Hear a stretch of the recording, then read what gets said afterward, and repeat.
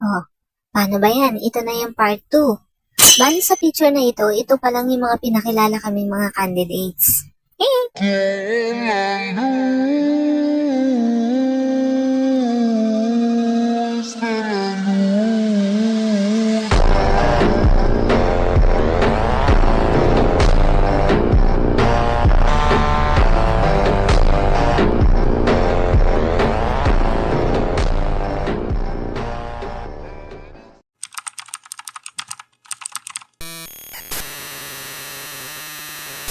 Hello muli mga kaprobinsyana. Ang picture na nga na nakikita nyo ito ang ginamit namin sa online votings. Kasama din po ito, pero ito yung maliit na part lang sa dulo. So kung makikita nyo po dito sa unang picture. Nakikita nyo nga pong video ngayon, ito po ay rampahan na namin sa aming gown. Actually, hindi nga po ito gown. Ito po dapat ay Sunday dress. Kaso ayaw po magpatalo ng mga nanay na are. So, ayan. Kanya-kanya hong diskarte. Nakikita nyo rin naman ho ang persong are. Hindi rin din ho are magpapatalo. Magtataray din ho. Lalo na ho, ang suot ko dyan na dress ay normal lamang. At ako lamang ho ang naggawa ng mga anik-anik na design hoodie yan. O, diba? Designer yarn.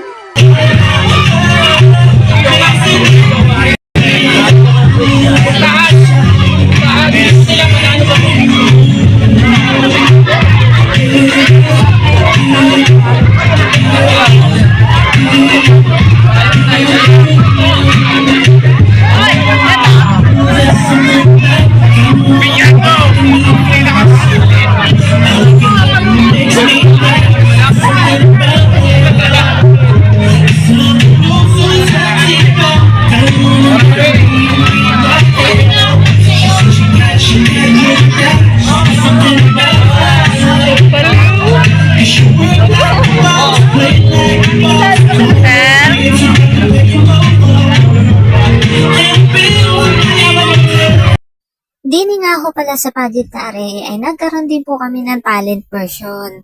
Kaso nga lang ho, hindi na ho na-videohan din at dini nga ho engross na rin ng mga tao manood. Bakit gusto natin si contestant number 8 kung anong background meron dito? Unahin natin. Kamusta ka na tayo gabi, Miss Flora, Miss number 8? Sa palagay mo naman, iiwan ka sa kanilang lahat. Oh, letter H, kakaiba. Pakinggan natin kung anong letter H ito. Ano daw po yung H mo, ma'am? Happiness. Ay, in-English kayo. Okay. Ang nagtatanong po, happiness. Malaking M din naman yun. Lakada. Number 7 po, ma'am. Hello po, gandang nanay number 8. Happy ka po ba ngayon? Happy po. So ngayon, ready ka na sagutin ang aking katanungan? Ano ang isang katangiang meron ka na sa tingin mo'y nagpapaganda lalo sa'yo bilang nanay? Ulitin ko po. Ano ang isang katangiang meron ka na sa tingin mo'y nagpapaganda lalo sa'yo bilang nanay? O, diba? Hulaan nyo na lang kung ano sinagot ko. Hindi. Bali ho talaga nararamdaman ko ho diyan ay ako'y gutom na. Ay hindi ho talaga. Diyan ho, although may nararamdaman ho kung konting kaba, mas nananaig po sa akin yung kasayahan dyan dahil sa tinagal-tagal na rin pong lumaban ako ng pageant. Kahit nanay na ako, nakalaban pong muli ako ng pageant. Which is, naging parte na din po talaga siya ng buhay ko. Hindi rin po talaga biro ang sumali sa ganito dahil minsan makakaranas ka po talaga ng panlalait, diskriminasyon at kung ano-ano pa na maaaring makapagpa-down sa iyo. Ngunit po sa kada labang iyon, nagkaroon po ako ng inspirasyon na siyang magiging dahilan ng nakukuha kong mga award. Hindi man po ako kasing galing ng iba pero ginagawa ko ang best ko para sa laban. Anong letter H ito? Ano daw po yung H mo, ma'am? Happiness. Ay! In-English kayo. Okay. Ang nagtatanong po, happiness. Malaking M din naman yun eh.